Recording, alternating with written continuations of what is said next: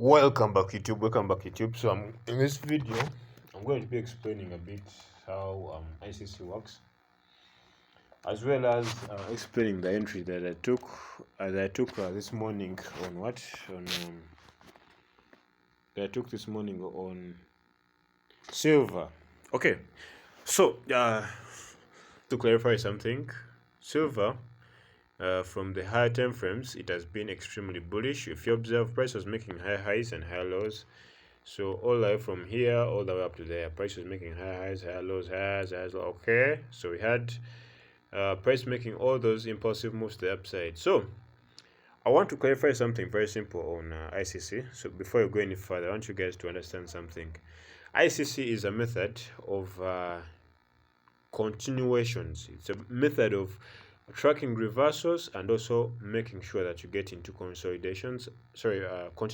Okay, so given that you see that the first impulsive move that we had in the market was here. Okay, price at this area came and made all this pure impulsive move to the upside. Okay, but where did all that move start from? We have to go back in time.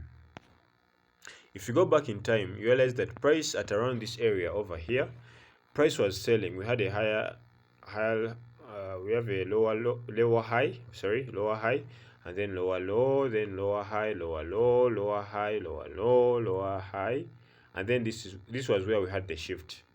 So market shifted from making lower lows and lower highs to breaking structure.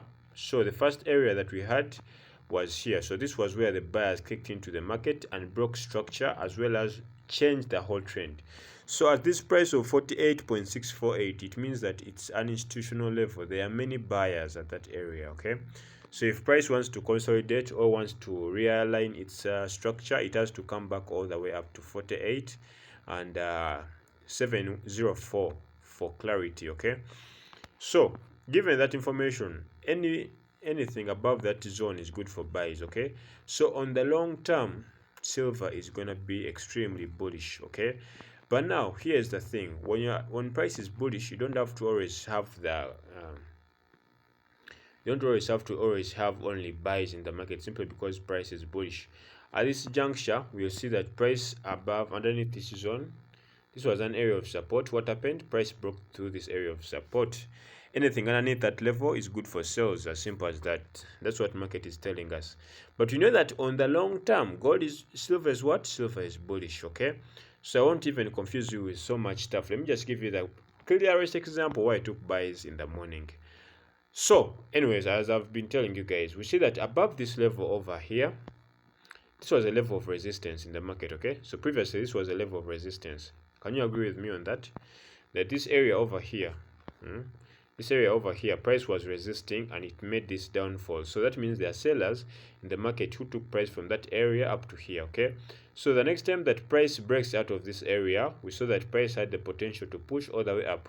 So in short, whenever price broke through this area, the indication was that price is highly likely to push until we reach this level. Okay, so the next time that price came above this area, that was when I took my entries. Anyways, I took my entries and then I was holding price until we reached the first TP there above.